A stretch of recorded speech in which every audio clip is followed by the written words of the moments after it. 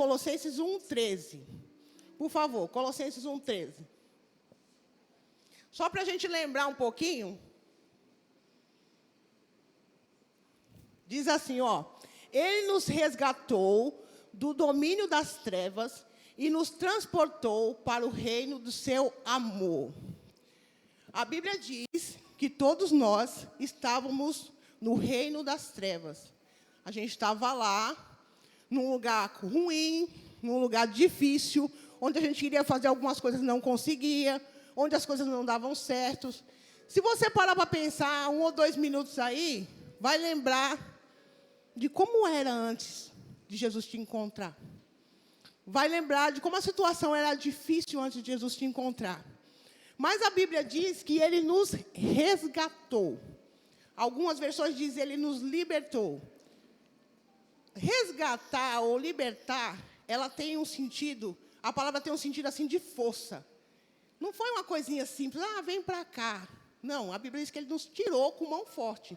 Pelo sacrifício da cruz, ele conseguiu nos arrancar, nos resgatar, nos libertar do império das trevas. Mas ele não fez só isso. A Bíblia diz que ele nos transporta para o reino do seu amor. Então, só para lembrar que a gente está em outro reino. A gente não é mais de lá. A gente foi transportado para um reino chamado Reino do Amor. O reino do seu amor. E nesse reino, a palavra-chave é amor. Então, muita coisa do que a gente trouxe, né, do reino de lá, a gente vai precisar meio que remodelar, meio que esquecer, meio que transformar. Porque no reino do amor não vai funcionar. A gente vai precisar ajustar. Certo? Quando eu estava estudando essa palavra, Deus me deu mais ou menos assim um exemplo de que todo mundo gosta de futebol aqui, ou pelo menos conhece, né? O futebol, ele tem umas regras básicas. E a maioria de nós conhece as regras do futebol. Mas imagine que alguém queira jogar basquete e só saiba as regras do futebol. Vai funcionar? Não. Para você aprender a jogar basquete, ou para você jogar basquete, você vai ter que primeiro parar e entender como funcionam as regras de lá. Você pode até ser um exímio jogador de futebol, mas se você chegar na quadra de basquete e querer usar as mesmas técnicas, se valer das mesmas coisas, das mesmas regras que você usava lá no futebol, não vai funcionar. Da mesma forma, quando a gente vem para o reino do amor, a gente precisa aprender as regras daqui. Mas Deus, ele nem simplesmente nos transportou e nos largou lá para aprender assim. Ele fez umas coisas para a gente muito interessantes. A primeira é que ele deixou a sua palavra. Na palavra dele tem um manual para todo mundo seguir. Se você tiver dúvida, está aqui escrito. A Bíblia, ela tem resposta para tudo que se pode imaginar. Todas as suas perguntas, tudo aquilo que a sua mente puder imaginar, Deus já pensou no assunto e já trouxe uma resposta. A outra coisa que ele fez foi nos dar o Espírito Santo. O Espírito Santo, ele mora dentro da gente. E ele fala com a gente o tempo todo. Às vezes você fala assim, Rose, eu não ouço o Espírito Santo, não, nunca ouvi. Não sei ouvir, não sei falar. Mas tem alguma coisa, quando você faz alguma coisa que não está muito certa, que te incomoda lá dentro. Às vezes você vai em direção, sabe que não está muito certo, mas você vai e termina fazendo. E quando você acaba de fazer, tem uma tristeza, uma coisa incomodando. Ou alguém falando no seu ouvido, não precisava ter feito assim, podia ter feito assado, não era assim. É o Espírito Santo falando com você. É Ele falando com você. Da mesma forma, quando você segue, quando você faz alguma coisa boa, de acordo com a palavra, você sente uma alegria dentro de você. É o Espírito Santo falando. O Espírito Santo não é algo assim mirabolante, fora do contexto, que vai aparecer e você vai falar, ó, apareceu, eu estou ouvindo. Não, é uma voz interior, suave, mais firme, que vai te direcionar, vai te mostrar o caminho. Mas a Bíblia diz também, em Romanos 5:5, vamos abrir lá também?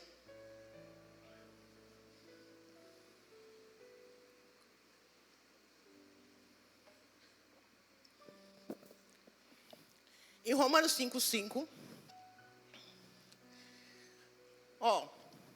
E a confiança não nos decepciona, porque Deus derramou seu amor em nossos corações. Uau! Como se não bastasse Ele nos resgatar, Ele nos colocar em outro reino. A Bíblia diz que Ele derramou amor em nossos corações. Irmão, ninguém derrama nada pouco, não. Para derramar é muita coisa. Para derramar é muita quantidade. Deus nos deu uma medida de fé, que tem que ir aumentando. Mas amor, Ele derramou. Ele derramou. Ele derramou. Você pode amar. E sabe quando a gente pensa assim, eu posso amar, a gente fica pensando assim, eu tenho que fazer um esforço para amar. Quando a gente vê aqueles versículos, amar uns aos outros, você pensa, eu tenho que fazer um esforço para amar meu irmão. Sabe por que você pensa assim? Porque assim era no reino das trevas. Quando você decidia fazer alguma coisa boa aqui, você tinha que fazer muito esforço para fazer. Porque esse reino não tinha amor como mandamento, nem como principal questão. Esse reino era outra regra. Mas quando você parte para o reino do amor, a Bíblia diz que Ele derramou o amor dele em nossos corações. Sabe o que significa? Que você pode. Você já pode. Você só não sabe, mas você pode. Não é tanto sacrifício. Como nosso pastor outro dia falou na mensagem que ele falou sobre amor também. Não é difícil amar. Sabe por que não é difícil? Porque o amor está dentro de você. Ele foi derramado.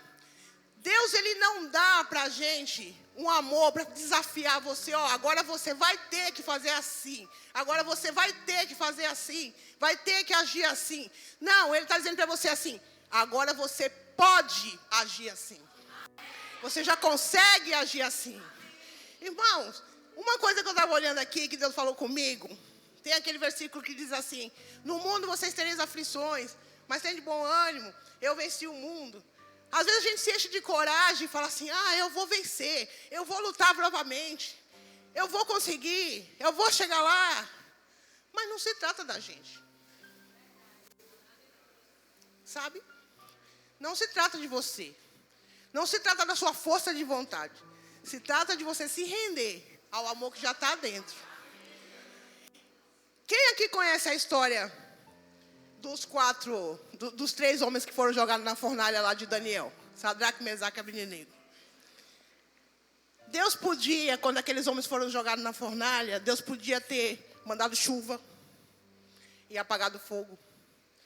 Deus podia ter colocado uma pane lá nas madeiras, sei lá o que eles usavam para fazer aquilo, e podia ter acabado com o fogo. Mas você sabe que nunca se tratou do fogo. Nunca se tratou do fogo. Se tratou do que Deus pode fazer com você no meio do fogo. No meio da tribulação. Deus não vai tirar a tribulação, receba isso. Porque não se trata dela, se trata de quem você é. Amém, aleluia. Ele criou um povo que é capaz de passar pela tribulação, dando glória a Deus. Porque foi assim que Ele nos empoderou. É assim que Ele faz. Ele colocou os 3 homens na fornalha. E quem foi o fogo na fornalha lá para os homens? A Bíblia diz que nem cheiro tinha na roupa. Nem cheiro. O fogo foi nada. Nada. Nada. Por quê? Porque o 4º homem que estava com ele era maior do que o fogo. O poder do Senhor que está em mim e em você é maior que qualquer circunstância. Ele é maior. Ele já está em você. Para que você abra os olhos e fala, uau, eu posso. Sabe aquela área que era ruim? Aquela área que toda vez você caía, e provavelmente ainda caia. Deus te deu libertação a respeito disso. E Ele manda dizer para você hoje, você pode. Você fala, Rose, mas eu tentei antes e não consegui. É porque você era do outro reino. E não sabia que agora você já está imune. Agora você já está imune. Se você se posicionar e ir para frente, você vai conseguir vencer. Porque a palavra garante assim. Ele já derramou amor. Então a gente pode amar. E no reino do Senhor, o que mais importa são pessoas.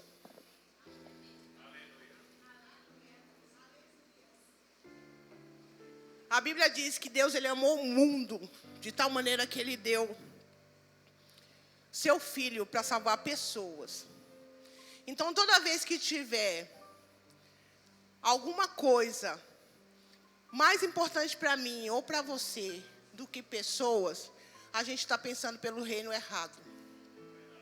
As pessoas são as coisas mais, as coisas não, né? São os seres humanos mais importantes que Deus tem.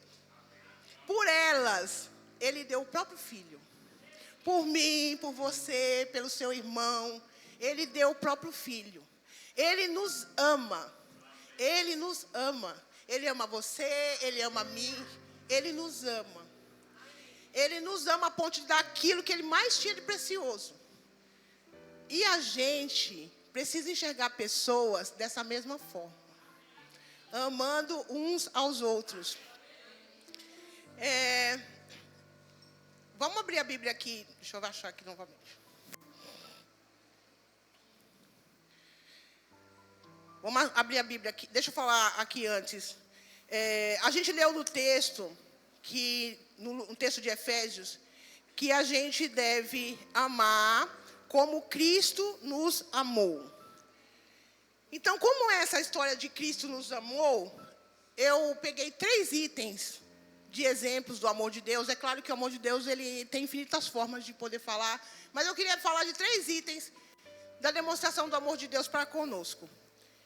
E para isso a gente vai falar do primeiro, que é o amor é paciente. Vamos abrir a Bíblia em 2 Pedro 3, 9. Por favor.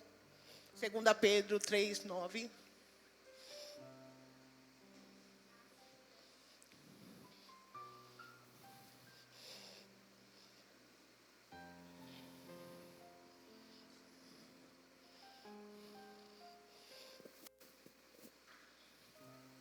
Todos acharam? Vamos ler por aqui? O Senhor não se atrasa em cumprir sua promessa, como julgam alguns. Pelo contrário, Ele é extremamente paciente para convosco e não quer que ninguém pereça, mas que todos cheguem ao arrependimento.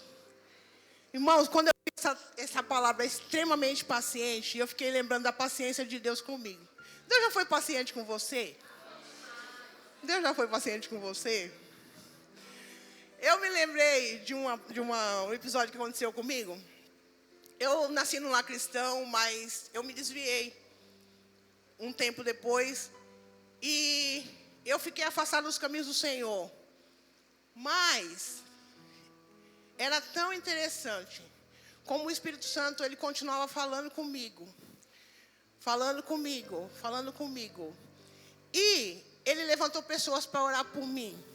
E ele levantou pessoas para me convidar para ir para a igreja. E ele começou a fazer várias coisas. E cada vez que ele falava alguma coisa, ou mandava um irmão, eu falava, não volto não, quero não. Não vou para lá não, aquilo não é mais para mim não, eu não consigo seguir ali. Eu achava na minha cabeça que eu tinha que fazer as coisas tudo certo para Deus me amar. Então, como eu não conseguia fazer certo, eu falava, Deus não pode me amar mais, então eu não tenho que fazer mais lá. Mas o que eu quero dizer com isso é que demorou tempo, sabe? Demorou bastante tempo. Eu não voltei no primeiro ano, nem no segundo ano.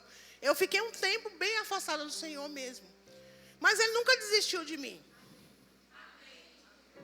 Deus está falando aqui com você. Ele não desiste de você. Ele não desiste.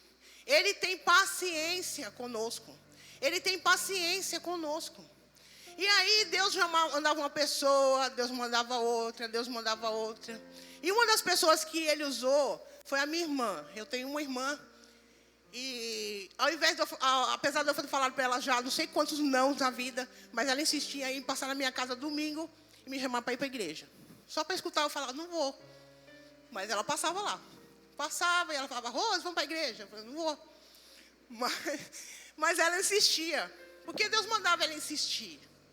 E aí, um certo dia, ela usou de uma estratégia. A igreja ela ia se mudar da rua de trás para a rua da frente, a igreja para a rua de cima. E a igreja lá é bem grande. Então fecharam as ruas, fizeram assim aquela carreata de irmãos festejando, né? Que ia para o novo templo. Soltaram fogos, fizeram aquela festa. E aí ela me liga e fala assim: Rose, a igreja está se mudando.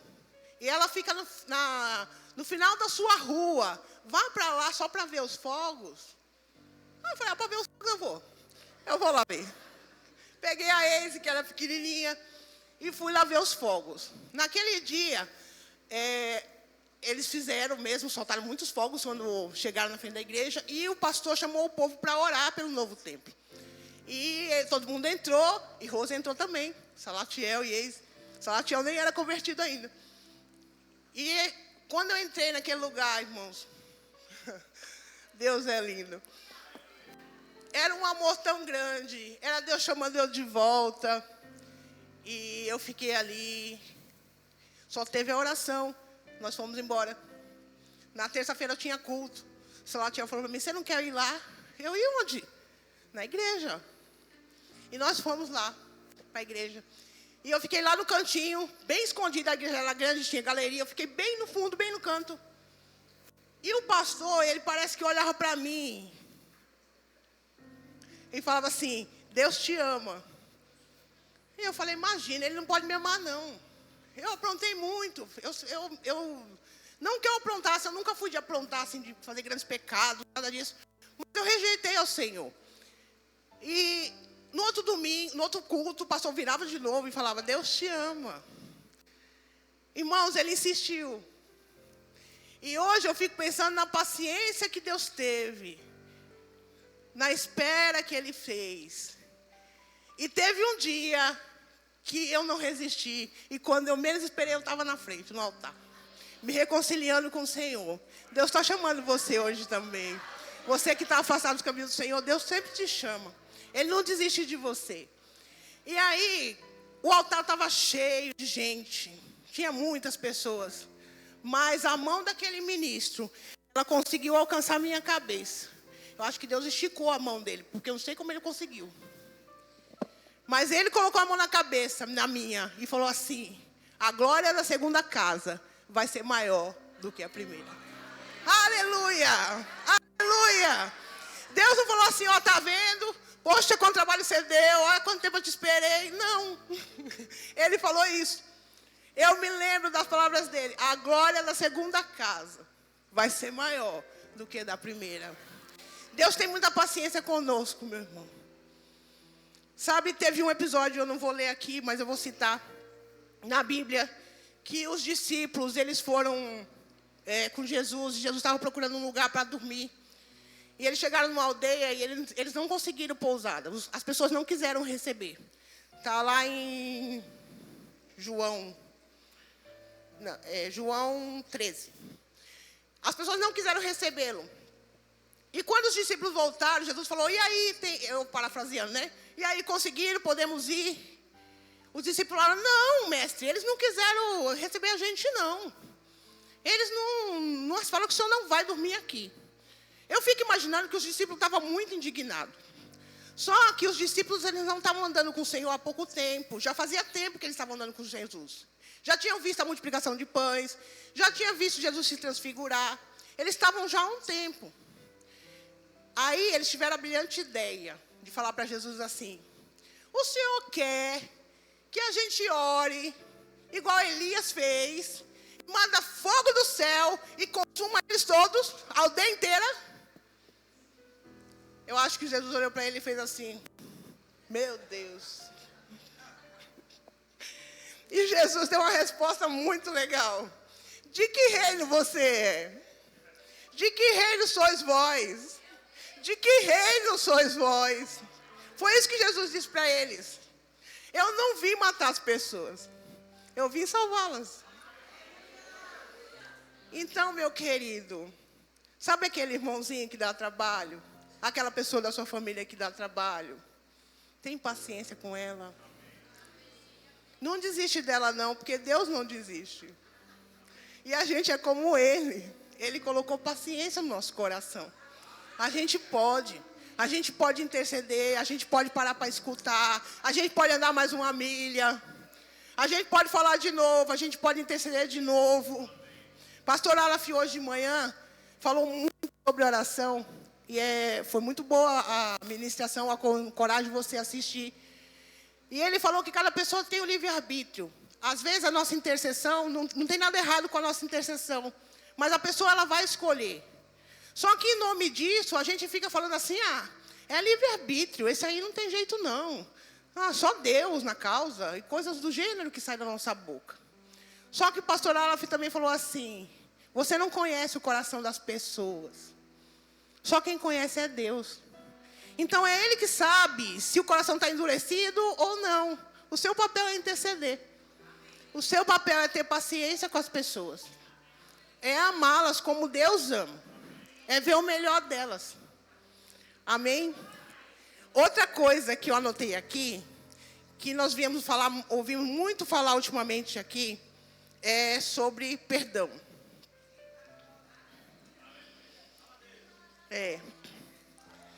E Deus tem falado muito sobre perdão. Até nisso Ele está sendo paciente com a gente. Olha só. Deus tem falado sobre... É mesmo, Ele é bom. Falado com a gente sobre perdão. E eu achei tão interessante. O pastor Aleph também falou disso de manhã, o mesmo espírito. E eu vou ler para você aqui, não é uma passagem bíblica. É um texto que eu peguei de uma pesquisa de um estudioso falando sobre os benefícios do perdão. E ele diz aqui, os benefícios do perdão são muitos para a saúde emocional e física. Algumas pesquisas mostram que o perdão nos ajuda a viver mais, auxilia na redução do estresse e nervosismo, regula a pressão arterial, cardíaca e melhora a qualidade do sono. Uau! Parece até a Bíblia falando, né? Porque Deus já tinha dito para a gente, bem antes disso aqui, perdoa. Não guarda mágoa, não. Se o teu irmão pecar contra você, você perdoa quantas vezes mesmo? Quem lembra? 70 vezes 7. Amontou a brasa. Perdão não tem nada a ver com você. Aliás, com o outro, tem a ver com você. Né? Perdão é a gente ficar livre daquilo que fica na nossa cabeça. Satanás, ele é perito em fazer isso com a nossa cabeça. Ele fica falando assim, você viu o que ele te fez? Aí você vai e lembra do que ele fez. Aí você fala assim, mas se ele fizer de novo, eu vou falar assim, vou fazer isso, vou fazer aquilo, fazer aquilo, fazer aquilo. Ou é só eu? E quando você vê, já passou um tempão pensando naquilo, e a sua vida passando. E a pessoa não está nem aí, né? Tá nem... Aí de noite você está lá dormindo, Satanás fala assim, caramba, poxa vida, você não merecia passar por aquilo. E aí começa de novo. Perdoa logo. Se livra disso. Se livra disso.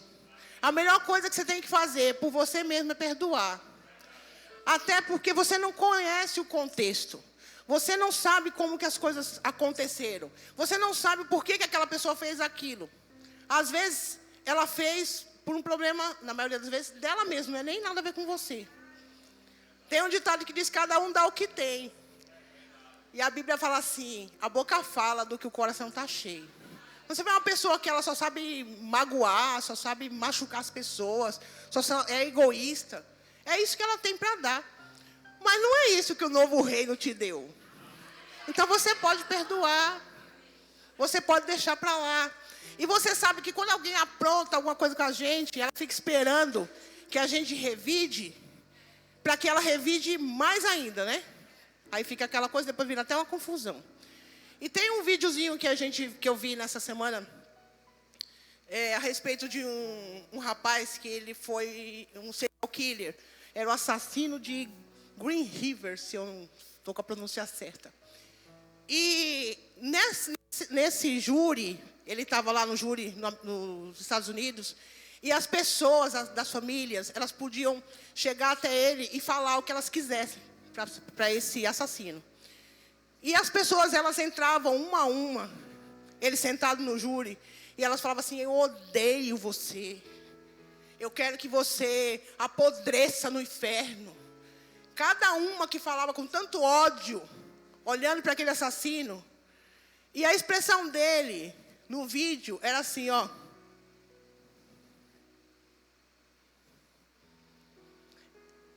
Por mais raiva, por mais ódio que as pessoas destilavam falando com ele, ele simplesmente olhava para eles e fazia assim. Mas teve um homem, um senhor de barba branca, que ele falou assim, ele subiu lá na tribuna e ele falou pro cara, pro assassino, você deixou minha vida muito difícil. Você fez eu ter que cumprir, eu ter dificuldade de cumprir um mandamento que o meu mestre deixou, que é perdoar você pelo que você fez na minha filha, com a minha filha. E porque o meu mestre mandou, e eu tenho como fazer isso, eu perdoo você. Irmãos, quando ele falou isso, o camarada, ele parou e escorreu lágrimas do olho. A ciência, eu não tenho muito conhecimento, porque eu não sou psicóloga, né, Regiane? Diz que serial killers, eles não têm sentimento. Mas alguma coisa tocou a vida daquele homem. Porque raiva, ódio, ele já esperava. A mente dele já esperava. Mas a atitude de perdão, isso ele não esperava. Isso ele não esperava. Quando a gente perdoa, a gente faz a mente da outra pessoa entrar em parafuso. Quebra aquele ciclo, aquela coisa ruim. E a outra coisa que a gente tem que fazer é perdoar a si mesmo. Às vezes a gente tem facilidade até de perdoar os outros, mas é muito rigoroso consigo mesmo. Tem uma ilustração, um testemunho que o pastor Reiga contou no livro O Amor, o Caminho para a Vitória, que ele diz que tinha uma irmãzinha que o marido dela não era crente. E ele costumava beber de vez em quando, mas não era alcoólatra também. Mas bebia. E ele chegou em casa se fingindo de bêbado. Então chegou meio caindo ali. E quando ela viu que ele estava bêbado, ela ficou com raiva. Era uma irmã fervorosa, uma serva fiel do Senhor, mas ela se irritou naquele dia. E ela falou um monte para ele, começou a xingar ele, começou a dizer que aquilo não estava certo, esbravejando, com raiva. E aí, ele começou a rir. E ele falou para ela assim, eu não estou bêbado, não. Eu estou brincando com você. Só que quando ele falou isso, ela ficou com mais raiva ainda. Aí que ela virou e falou tudo que ela não tinha falado. E ela despejou em cima dele, e ela foi para o quarto, bateu a porta e ficou lá. E no livro, o irmão Rega conta que chegou lá, ela se arrependeu, né? Que o Espírito Santo foi falando, você não podia ter agido assim, você não precisava ter agido assim. E no outro dia, ela chegou e sentou lá com o marido dela, tomando café, ela falou assim, você me perdoa, eu agi errado com você. E ele falou assim, perdoa, filho, eu também agi errado, eu estava brincando, não deveria ter brincado assim, eu também agi errado. E ficou tudo bem. Mas depois essa mulher foi procurar o irmão Hegel, tempo depois, dizendo que ela queria uma prova de Deus que ela tinha sido perdoada. Porque até então ela lembrava do fato, e ela se condenava pelo fato, e ela queria que Deus falasse para ela, eu perdoei você. E o irmão Hegel falou para ela assim, minha querida, eu não vou orar para Deus te dar prova nenhuma, porque você está acreditando mais na palavra do seu marido, que diz que te perdoou, do que do Senhor, que já deixou na palavra dele, que já te perdoou. Às vezes a gente é rápido em perdoar os outros, mas se culpa demais. Nesse reino do amor, perdoe a você mesmo. Se perdoe. Não se perdoar é sinal de orgulho. É você se achar tão bom, que você não podia ter errado. Isso não é verdade. Isso é coisa do outro reino. Nesse aqui, a gente perdoa. E o último texto, o último item que eu quero falar aqui, esse eu vou pedir para você abrir, está em Tiago 4, nós vamos ler o 11 e o 12.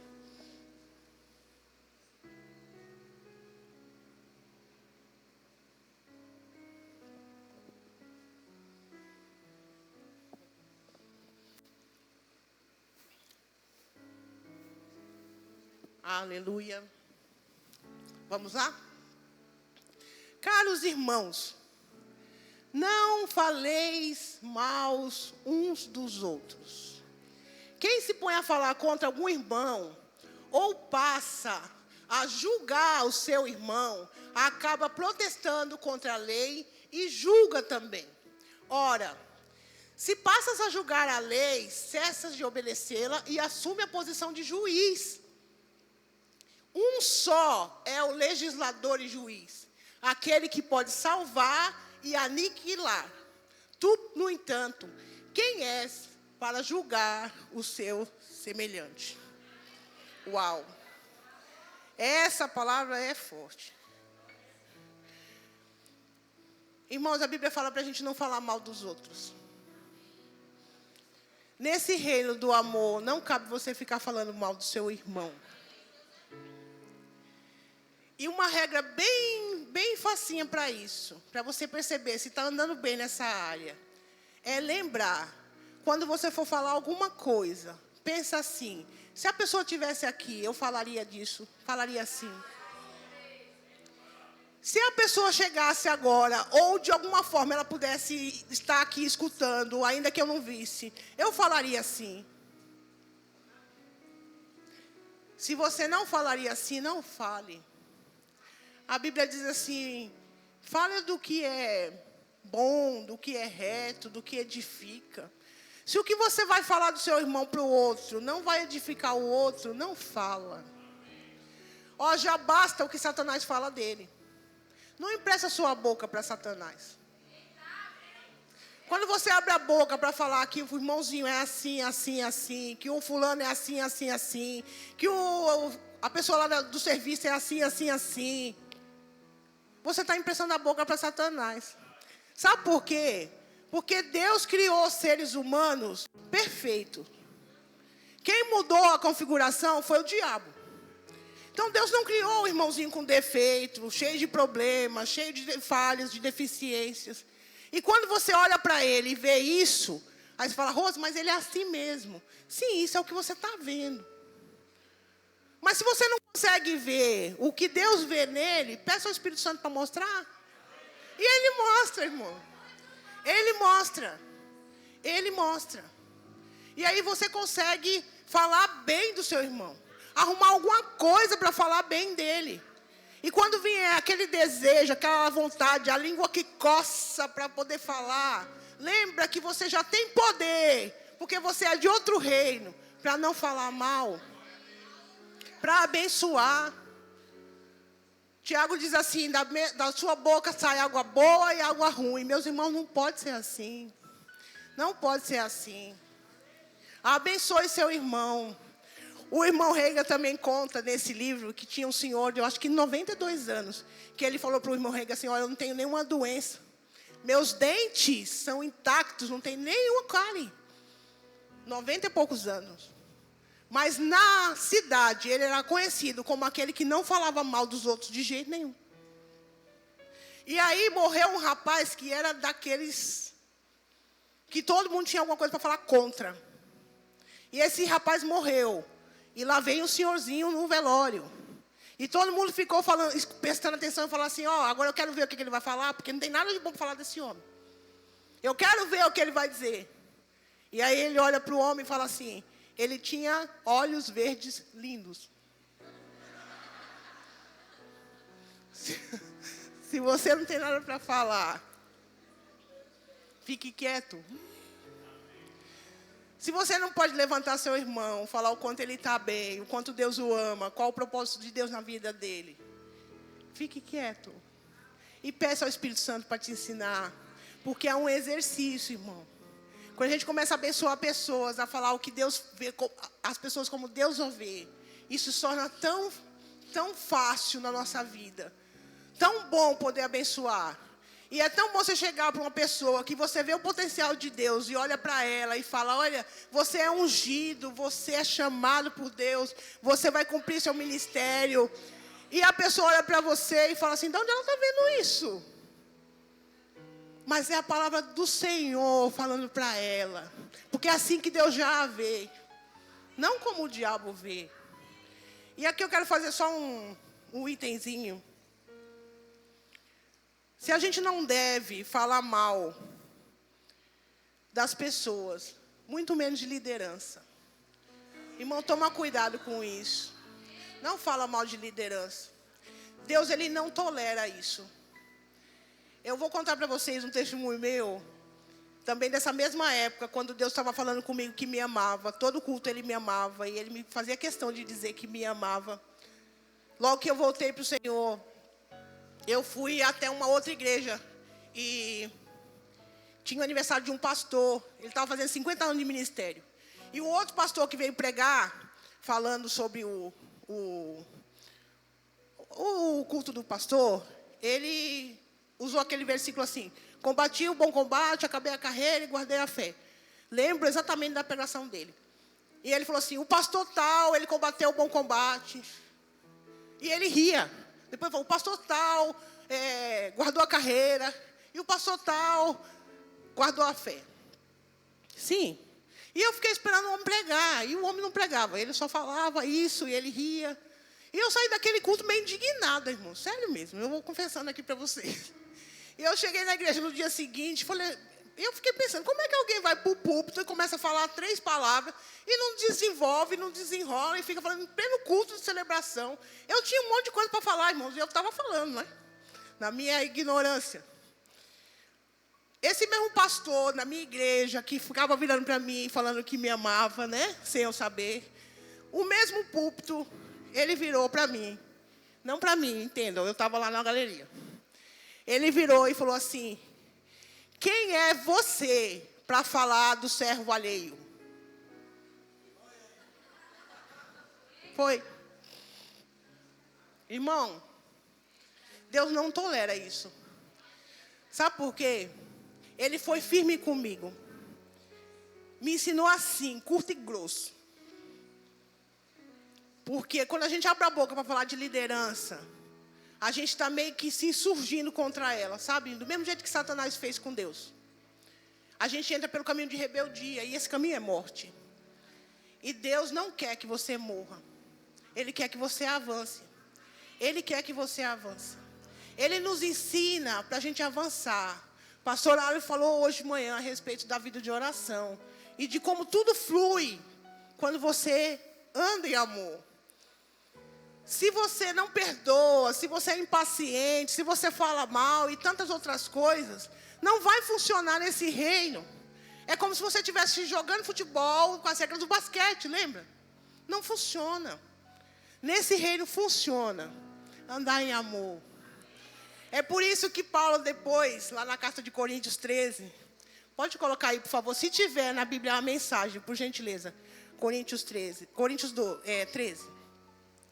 Ele fala muito dos dons, ele fala de como que a gente pode andar no poder e desfrutar dos poderes de Deus e falar e acontecer. Mas no final ele fala assim: mas agora eu vou te mostrar um caminho mais excelente. O caminho mais excelente é o caminho do amor. Eu queria que você ficasse de pé, nós já estamos encerrando.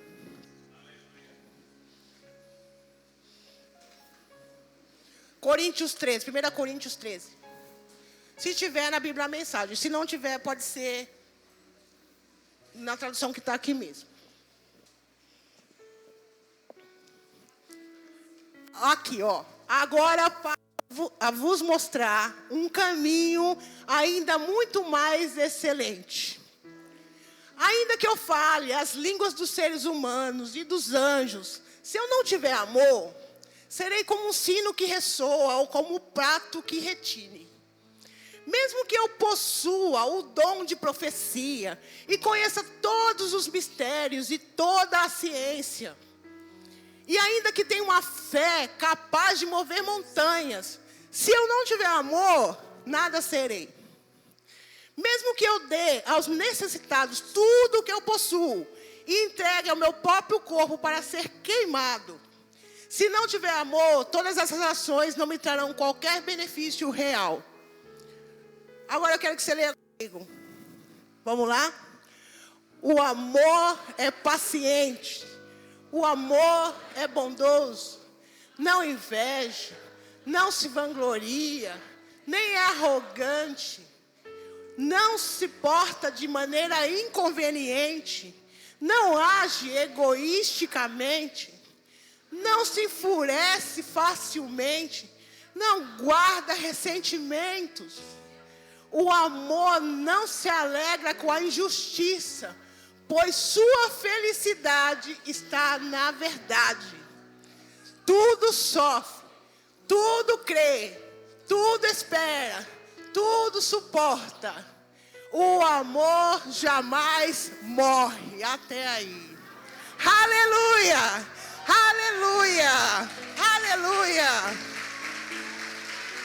Aleluia! Põe para o finalzinho, por favor, o 13. O versículo 13. Sendo assim, permanecem até o momento esses três: a fé, a esperança e o amor. Contudo, o maior... Amém. Podem sentar, por favor. Glória a Deus. Pastor Samuel, por favor. Aleluia.